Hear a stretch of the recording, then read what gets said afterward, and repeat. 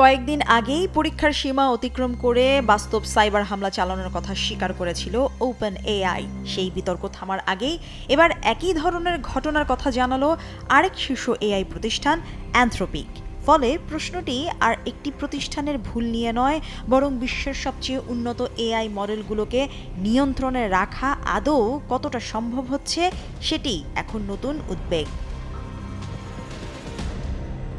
Anthropic জানিয়েছে তাদের clod AI মডেলকে internet সংযোগবিহীন একটি বিচ্ছিন্ন পরীক্ষামূলক নেটওয়ার্কে রাখা হয়েছিল।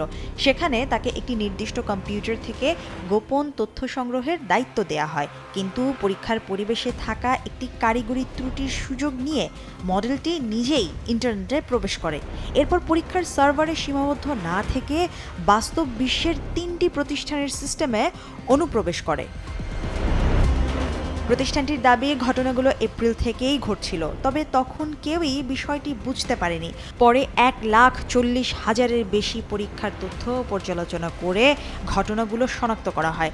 অ্যানথ্রোপিক বলছে আক্রান্ত প্রতিষ্ঠানগুলোকে এরই মধ্যে জানানো হয়েছে এবং এই ঘটনার পূর্ণ দায়ও তারা নিজেদের কাঁধেই নিচ্ছে।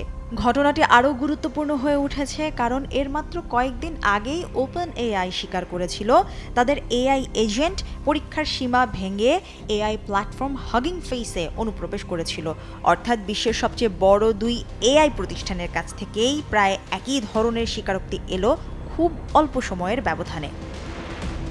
বিশেষজ্ঞদের মতে সবচেয়ে বড় উদ্বেগ এআই নিজে নয়, বরং সেই সিদ্ধান্তগুলো যেগুলোর মাধ্যমে এআইকে কতটা স্বাধীনভাবে কাজ করার সুযোগ দেওয়া হচ্ছে। কেমব্রিজ বিশ্ববিদ্যালয়ের গবেষকদের ভাষায় ভয়টা রোবট পৃথিবী দখল করবে এমন নয়, বরং শক্তিশালী এআই ব্যবস্থাকে কতটা নিরাপদ ঘোষণা করা হবে সেই সিদ্ধান্ত নিচ্ছে যেসব প্রতিষ্ঠান। তাদের জবাবদিহিতাই এখন সবচেয়ে গুরুত্বপূর্ণ। এরই মধ্যে স্বয়ংক্রিয় এআই এজেন্ট তৈরিতে শত শত বিলিয়ন ডলার বিনিয়োগ করছে প্রযুক্তি প্রতিষ্ঠানগুলো।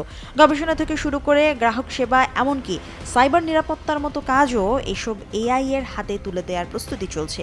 কিন্তু একাধারে 2 বিতর্কের পর এখন আর এআই কতটা বুদ্ধিমান তা নিয়ে নয়, বরং এআই মানুষের নির্দেশ মেনে কাজ করছে নাকি ধীরে ধীরে মানুষের নিয়ন্ত্রণের সীমাকেই অতিক্রম করছে সেই প্রশ্নেই।